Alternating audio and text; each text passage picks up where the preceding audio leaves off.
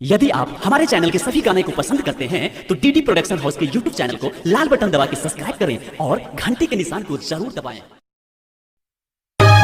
प्यार के मतलब तू की जनबे जाने छिए गे हम तोरा इंतजार में कसम से काने छिए गे काने छिए गे हम। जब प्यार में होय छे जुदाई रूठै छे जना खुदाई। जब प्यार में होय छे जुदाई रूठै छे जना खुदाई। एगो के दिल होय छे घायल हो त दोसर के कहे सब पागल हो। एगो के दिल होय छे घायल हो त दोसर के कहे सब पागल हो। जब प्यार करही के नहीं रहो तो दिल किया लगेला कोनो।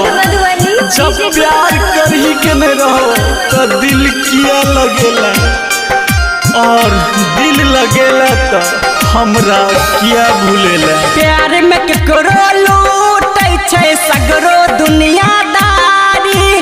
छोड़ के घर दुआर सबटा बनै छे भिखारी। Presented by DD Production House, Sakri। प्यार में केकरो लूटै छे सगरो दुनियादारी। छोड़ के घर दुआर सबटा बनै छे भिखारी। दू दिल जब टुकड़ा होय छे नै कोनो दवाई मिलै छे। एगो के दिल होय छे घायल हो त दोसर के कहे सब पागल हो। एगो के दिल होय छे घायल हो त दोसर के कहे सब पागल हो। दिल लगा को एहन जुलुम नहीं कर। दिल लगा को एहन जुलुम नहीं कर। हम मरे छियो तोरा पर तू हमरा पर मर। राइटर गुड्डू कहे छे प्रीत छे दिल के बीमारी। प्यारे लाल जितेंद्र तू नहीं करिहे केकरो से यारी।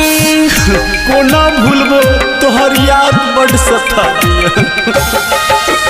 राइटर गुड्डू कहे छे प्रीत छे दिल के बीमारी।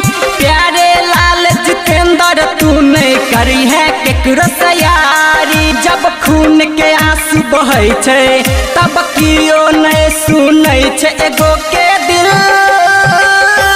होय छे घायल हो त दोसर के कहे सब पागल हो।